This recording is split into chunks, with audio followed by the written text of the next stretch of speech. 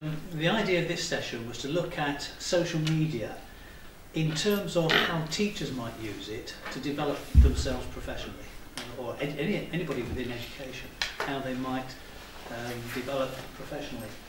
There's a report that's come out fairly recently by Pearson Centre for Policy and Learning, and Julie McCulloch, who was one of the people who came up with that report, was saying this, that more and more teachers are dissatisfied with going off on courses and what's have, or professional development that somebody else is telling them to go to, and are wanting to take it into their own hands. And one of the ways they're doing that is by making use of social media. This chap, Eugene Spears, I found an article,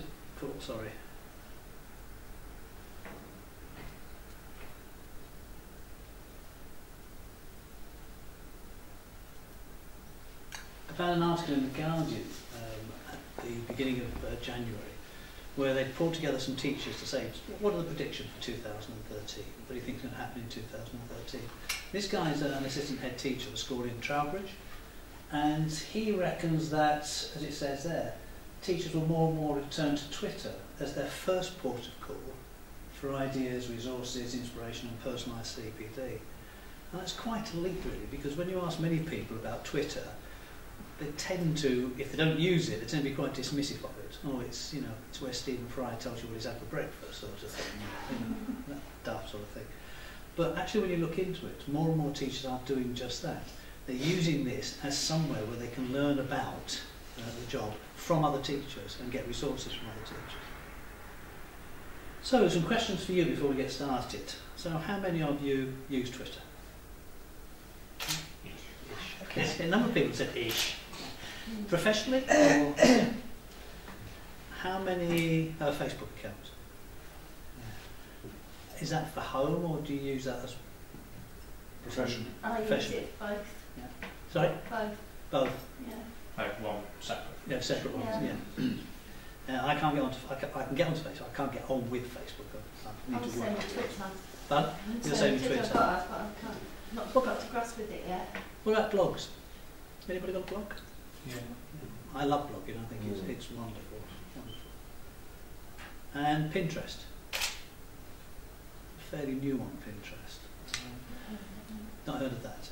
I'll come back to that one later on. Basically, what I want to do this afternoon is to explore those four social media tools and how you might use all of them, some of them, as a way of finding out more about what's happening in education. I think the good thing with these social media tools is that you don't necessarily have to join in. You can be a bit like a sponge. You can just go in and just drag out what you want. Because I know some teachers are a bit scared of that. Oh, I'm not sure if I want to put my photo up on Twitter, or I don't want to say anything on Twitter. You don't have to. You can just pull from it. You don't have to actually give back. Though I think in time, many people would feel they'd want to. And one of the ways we're going to do this is that I don't think you'll have this on your iPad, but basically it's the Footsqueek blog. Should come up on there in a minute. Yeah, and I'll put some links on there. So what I'd like you to do first of all is to go into Safari. If you just put in Footsqueek, then Steve's Footsqueek should come up, I think the first thing on the search engine. And if you just go into the blog, when you go into the blog, it'll take you to the home page.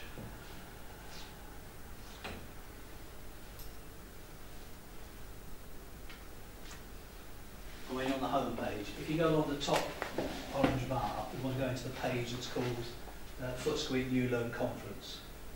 It's on the orange bar. If you just click on where it says Footsqueek, that's the one. So go into the blog. Oh, in the blog, sorry. And then it's that one.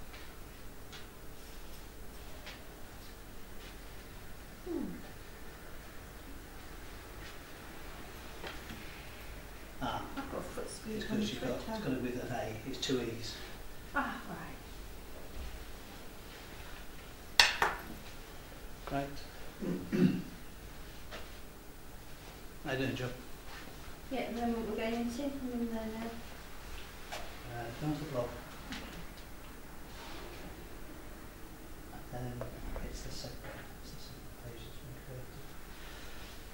thought this was the easiest way to do it. What I've put on this, and this blog's there, so you can go back to it any time.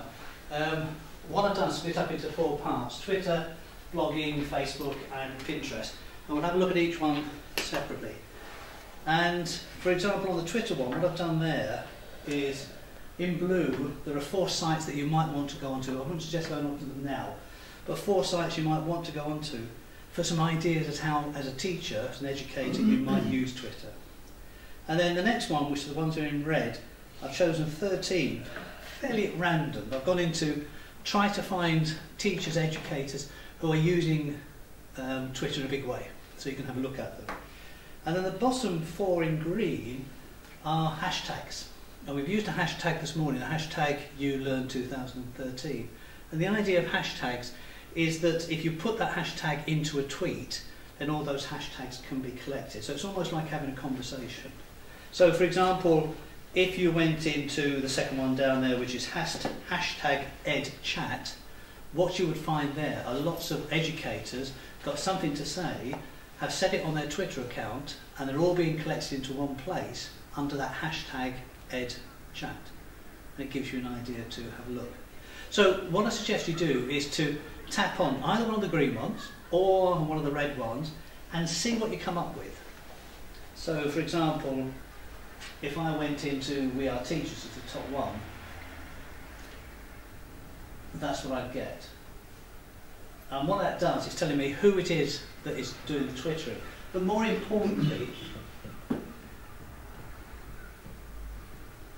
I can have a look at all this person or these people's tweets to see what it is that they're tweeting about at the moment. But more importantly than that, I can then follow some of these links to see what sort of information is there that I might be interested in. So for example, on there, an interesting one, 1, 2, 3, about 4th one down on mine, 5 excuses kids give for not reading and ways to respond.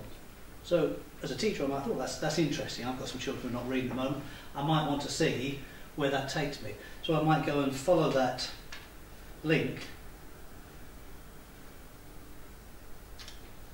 and then just wait for the internet to work.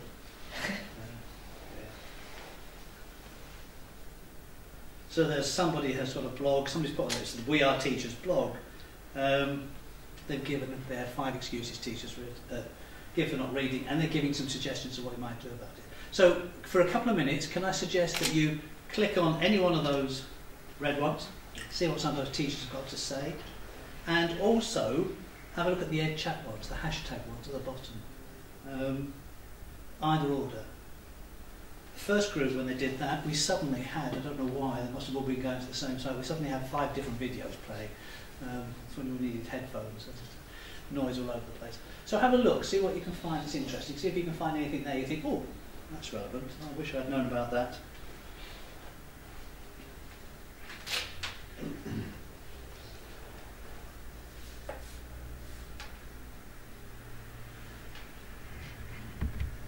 Puts it together in a sort of paper form with all sorts of links on. So, you know, I follow David, and it's interesting to see that daily when it comes out. He calls it a daily, but it's usually about weekly or so.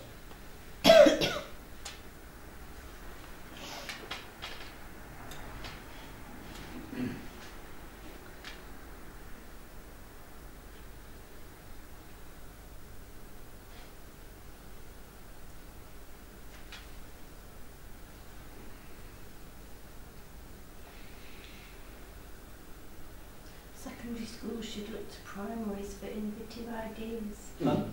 Secondary schools should look to primaries for innovative ideas. I think the interesting thing is that sometimes looking at Twitter, you know, to come across something like that, you think, oh, that just resonates, that's something might be interesting. Mm. And I think what you often do is you find it might lead you to a blog or to a web page, which then might lead you somewhere else. The trouble is, Stuck you in and they spit you out like 3 hours later. yeah, 3 hours later you think, no, how did I get here? minutes. Yeah. Yeah.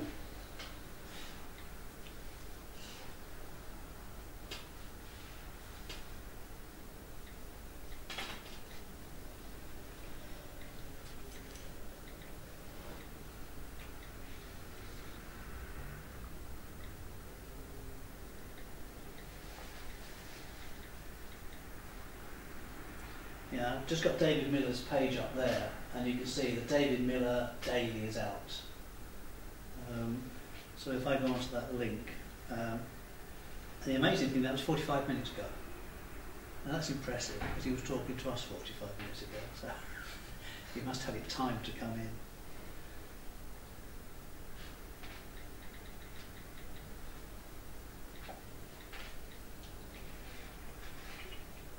So that's what David has found on, again, through Twitter.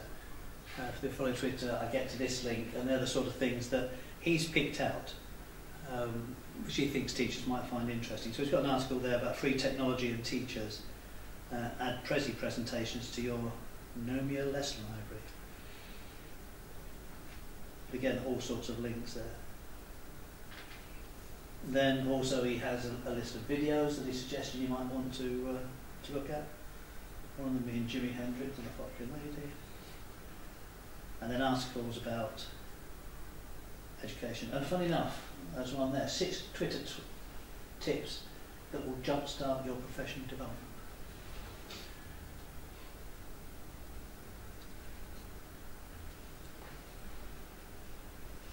So I think you can see from there, there's mileage. The other thing that Twitter is very good at is for asking questions.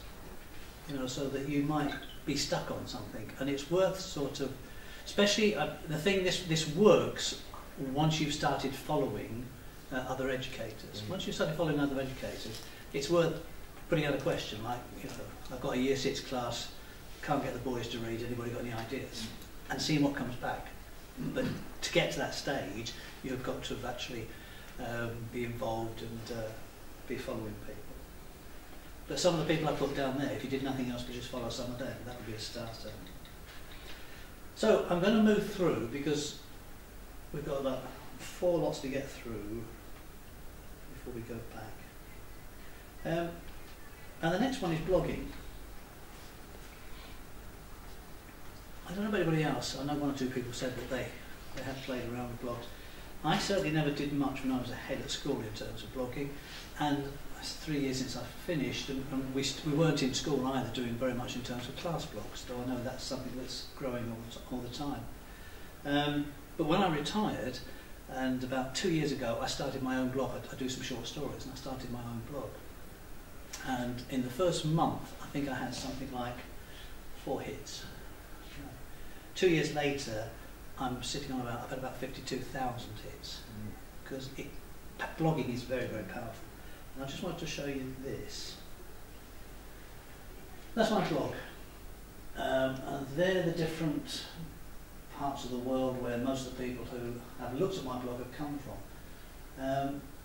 Since it started, I've had 11,938 people in the United States, 4,000 odd from the United Kingdom. But what's interesting about this is the list goes on. I didn't find this the other day. So 88 hits from Romania, 79 from Jamaica, 78 from Vietnam, 54 from Oman, Czech Republic, and the list goes on. The interesting thing is when we start to get down here, I'm really popular in the Isle of Man. I've 1 hit in the Isle of Man. Also 1 from Monaco and 1 from Botswana. The reason I put that up is because in terms of some of the blogs that we're going to look at in a minute, mine is fairly small. But it's worldwide.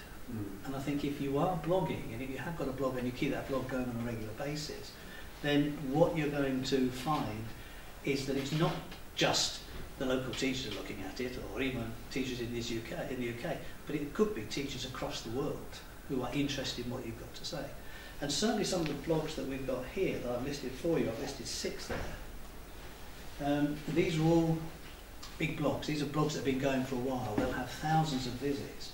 So I'm always guaranteed if you're able to get in and have a look at their summaries, you'll find that they've had teachers from across the world looking at what they're posting. Now all those blogs, my blog is fairly popular because I post on it 2 or 3 times a week. I'm willing to guarantee that all those blogs there, somebody's posting on those weekly at least, if not 2 or 3 times. The first one there I chose because it was voted the best blog best individual blog, teaching blog for 2012. So I put it in there. And then I tried to give a mixture. There's a free technology for teachers one there. Edutopia is a big one. There's a primary tech one. There's etc., which includes a link to the 50 educational podcasts you should check out. Now that'll take you a while. Listening to 50 educational podcasts will keep you busy for a few days. But have a look at some of those. Just go on to them, see what they look like. And they're very, very different. But again, is there something there that you think, oh, actually, I wouldn't mind, when I've got a bit more time, having a longer look at this one?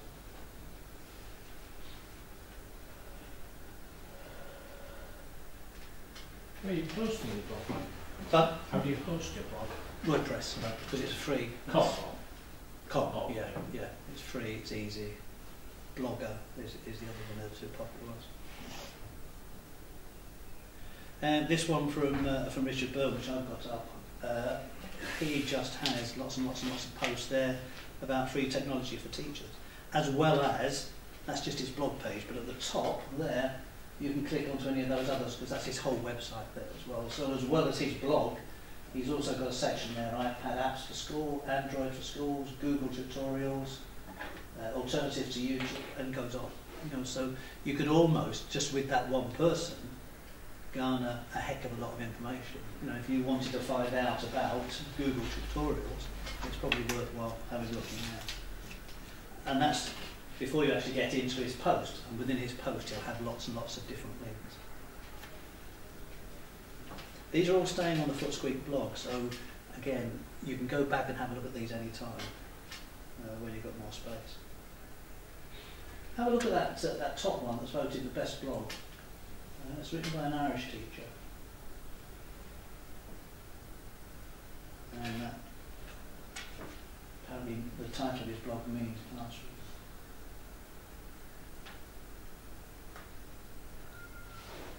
And the nice thing with blogs is that you can literally flick through and think, you know, is there anything there that I'd like to explore further?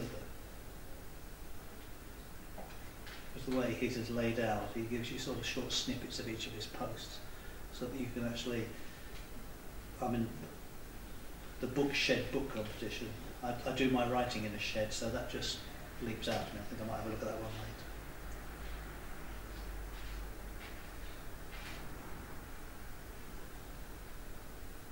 So all those are worth, as I say, having a look at. I'm going to whistle on, because we're going to run out of time. Facebook, I think, is probably the one I've explored the least. I know my way around blogs quite well, I know my way around Twitter quite well. And Facebook, I have an aversion to Facebook, I don't know why. But what I am finding, the more and more writing I'm doing, I'm finding that lots and lots of authors, people wanting to be authors, are using Facebook pages to share information about writing, to share information about their books. There's quite a community out there, so I need to tap into that.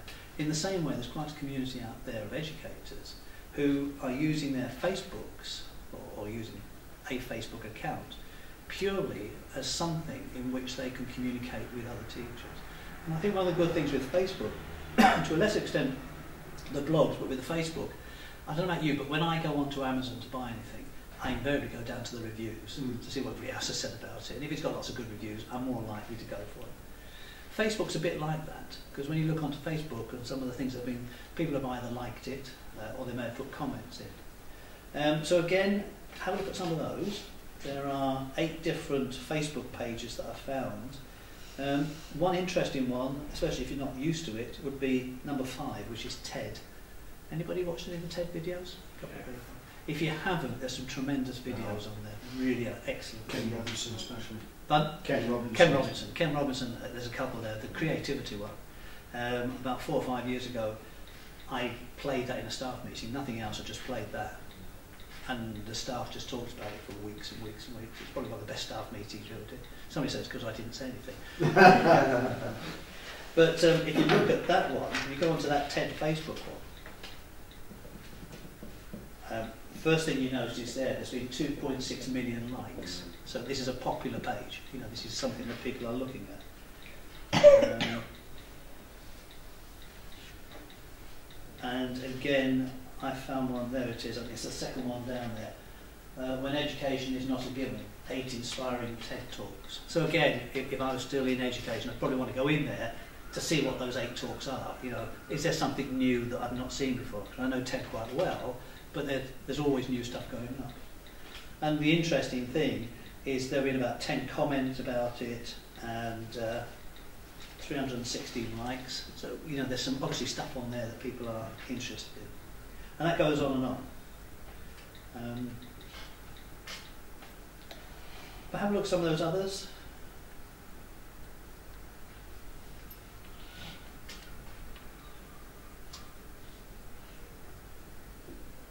Cornerstone for teachers.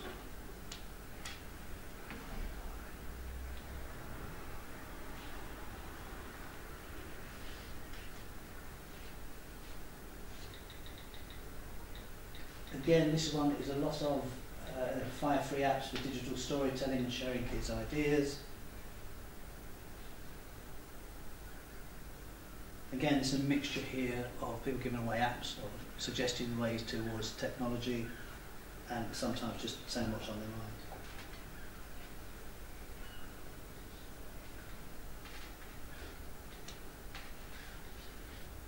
I'm always wary of saying, go and have a look at this one, but it's really good. You know, so I'm just leaving you to play. Edutopia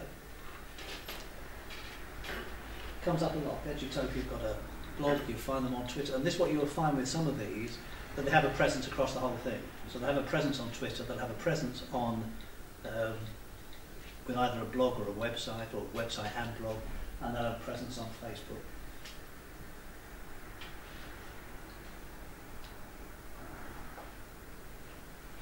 And then finally talk about Pinterest, and I'll leave you a couple of minutes to do a bit more playing.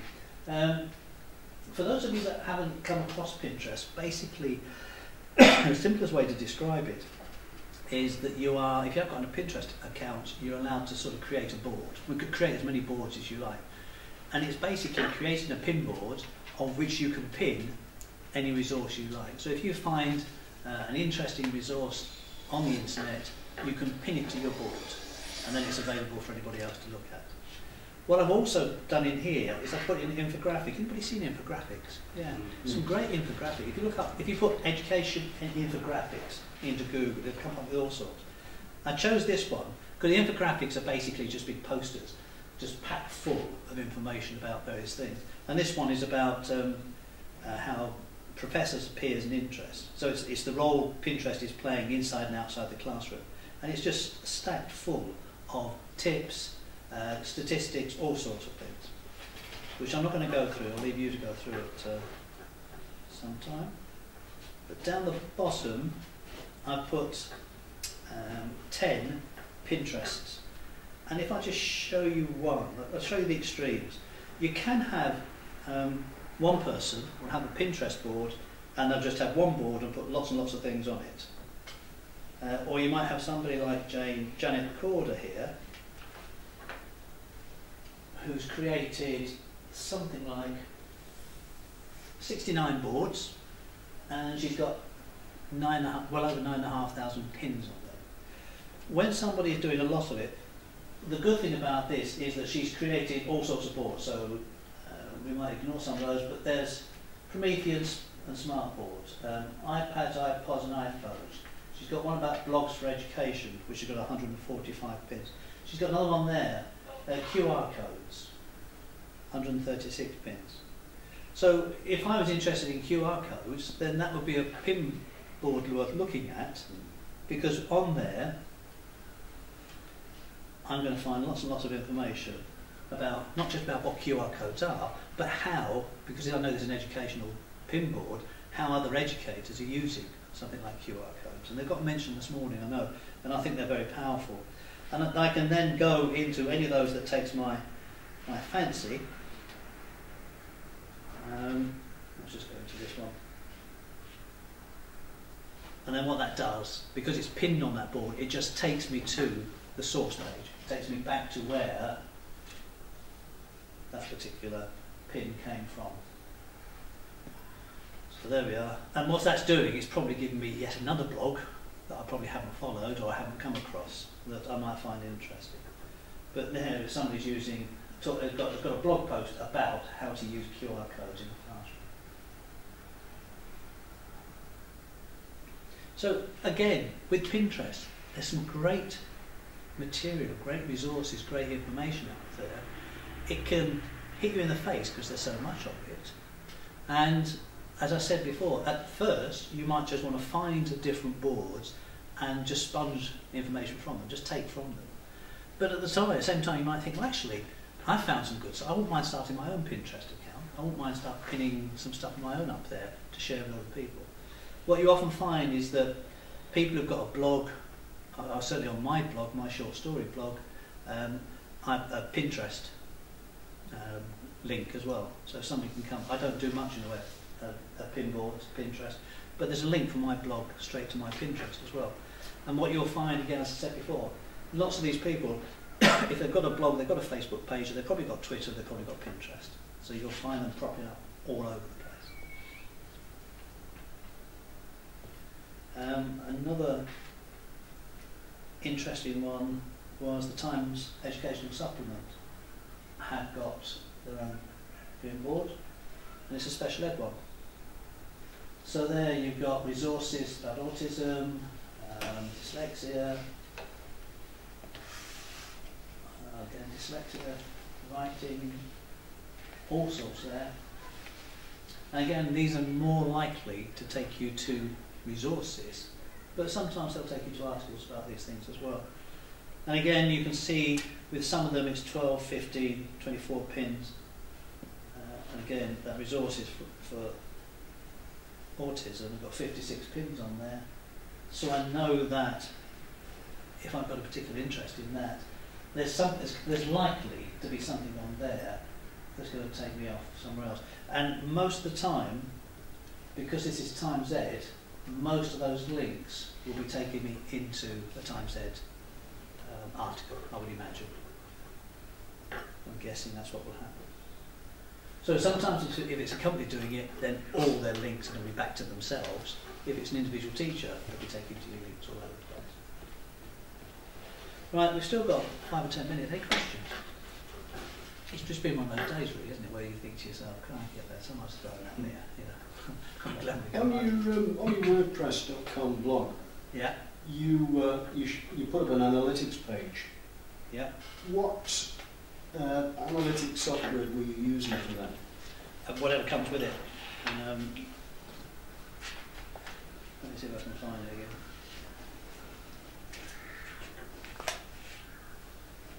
I just signed up for a WordPress blog, yeah, and that's the blog. Within that, sorry,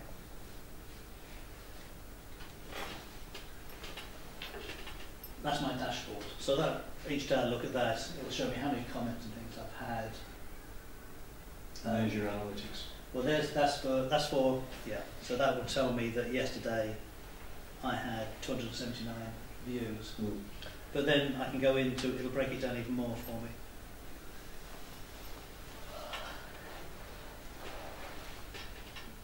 So it breaks it down. And they've started something near here. So, for example, those views yesterday.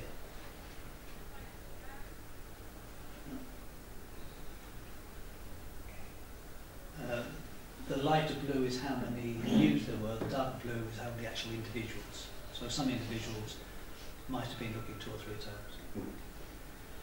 But then you can go to the summaries. And all this is part of and then that just gives you, you can either have the last 7 days, 30 days, quarter, since the beginning. So as a freebie, you know, there's a lot of detail in there. It's giving you a lot of information, lots of widgets to play around with. I'm sure, I don't use Blogger, but I'm sure Blogger must do something. Yeah, they'll probably tap into Google Analytics, which yes. has been actually, you know, its credibility has been undermined recently. Yeah, yeah. So, you know, there's all sorts of detail there. So that again, if you had a blog going, either a class blog or your own blog, it allows you to sort of break down, see where you're getting the hits from. Anybody have a class blog? I know somebody earlier was talking, a couple had them there, and I think the problem there was always trying to find the right kind of site to use to make sure it's safe. And I know that one that I heard about a couple of years ago is called Kids Blog, which is aimed very much at creating class blogs and doing it so that it's a safe environment for the children to be in. I think there's EduBlogs. EduBlogs do a lot. There are big sites. I mean, some of the links that I've given you here take you back to EduBlogs, either on Twitter or on their own blog. And what they do, that one that was voted the top blog was through EduBlogs. I think people can vote. They have a thing going every year that you can vote for your best class blog, your best individual teacher blog, your best school blog. And I think it's quite well publicised, and people do vote who are doing this sort of thing. So that, you know, when they come out and say, well, we reckon the top 10 educational blogs or the top 10 children's blogs, school blogs or whatever, then it's fairly accurate information. Right, let's get some good stuff there. Certainly want to go on to all sorts. Any other questions? I hope that was useful. I know you've got some links there. You can go away and play with. So they're going to be on the Footsqueek blog. One of the things, I didn't say this to the other group, but one of the things that Steve and I are playing around, an idea that we're playing around with at the moment, is something I picked up from the stuff I read nowadays, which is all about authors. And I've found a couple of authors who actually are doing some, what I would call CPD, but it's CPD for writers. So I've come across one author who is doing some training about blogging. So she's got various titles out there, bloggers, how to write effectively, or how to do whatever. She's got about 4 or 5 of these. And basically what she's doing is she's creating PDFs with lots and lots of links in, which she then sends out to people on her list, or she sells. And I downloaded one of these out of the other day out of curiosity, and it's 83 pages long. And when you look at advice about writing blogs, there should be lots of white space. You should use short sentences, short paragraphs, lots of white space. So that's what this book does. So it's 83 pages, but it's 83 pages with lots of white space in, and lots of links in. So it's not a particularly big book. I can download it into iBooks here. I can send it to my Kindle, so I can read it wherever, and because it's interactive, I can just link to whichever link she's put in there. What do you think she's selling it for? Oh, by the way, she's English, and she's not on her own, so there's a few doing it. She's marketing this in dollars. So she sees her market as States, not here. So what do you think? 83 page PDF. $5. $29. £18. Crap. It's good, but it's not that good. But she's selling it. Because what people like is that interactive part. You know, they can read some advice from her, but then it takes her off to a video, to a blog, whatever. So I've been talking to Steve about possibly putting some of these together for teachers. So you could do one on Twitter, for example. You know, where you have some information there with lots of links to it, and it becomes almost PDF of CPD for teachers. We wouldn't sell them. You know, we were like £3 or £4, but they're going. I just wonder whether there's a market out there. Well, certainly people are buying apps, aren't they? So. Yeah. So watch out for that, because we might experiment with one for Twitter, in which case we'll send all the delegates one free. You'll use you as our sounding board. Yeah. Right, hope that was useful, and thanks very much. Thank you. It's almost 4:15, so it's they should have, the rest should just be getting back on.